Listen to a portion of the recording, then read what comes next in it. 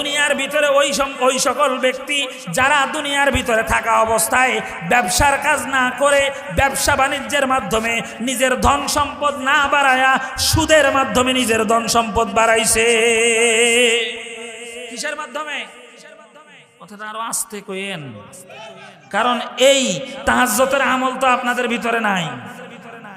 এটা তাহাজ্জুদের আমল না, কথা কয় না, এই আমল নাই। প্রত্যেকটা ঘরে ঘরে ছড়ায় গেছে আজকে, প্রত্যেকটা বাড়িতে বাড়িতে ছড়ায় গেছে আজকে।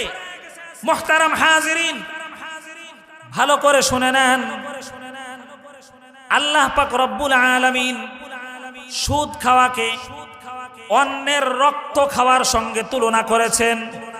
যেই ব্যক্তি সুদ খাওয়া ছাড়তে পারবে না, এই সুদের আমল নিয়ে কবরের ভিতরে যাবে, আল্লাহ তাআলাকে ভয় করার মতো ভয় না করে কবরের ভিতরে যাবে, আল্লাহ পাক রব্বুল আলামিন ওই রক্ত চোষণেওয়ালা ব্যক্তিদের জন্য কিয়ামত পর্যন্ত তাকে রক্ত খাওয়ার ব্যবস্থা করে দিবেন। ওই রক্তের সাগরের ভিতরে হাবুডুবুর মাধ্যমে আল্লাহ পাক রব্বুল আলামিন তার আখিরাতের পুরাটা জীবন পরিচালিত করবে।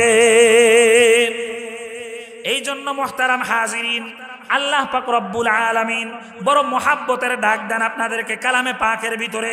আল্লাহ তাআলা কালামে পাকের ভিতরে ডাক দিয়া বলেন, ইয়া আইয়ুহাল্লাযীনা আমানু, হে আমার ঈমানদারগণ বান্দারা, লা তাকুলুর রিবা, লা তাকুলুর রিবা, লা তাকুলুর রিবা, তোমরা সুদ খাইও না।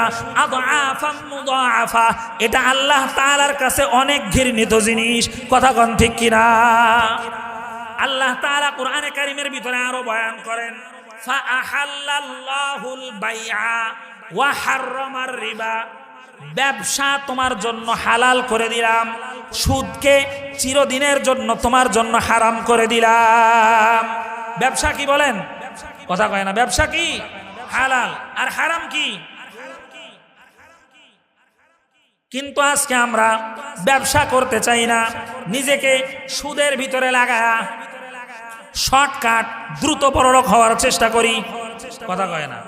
আর আমলের ব্যাপারে এক ধাপ পিছিয়ে, আমলের ব্যাপারে যত শর্টকাট আমল করা যায়, যত শর্টকাট আমল কইরা জান্নাতের ভিতরে যাওয়া যায়।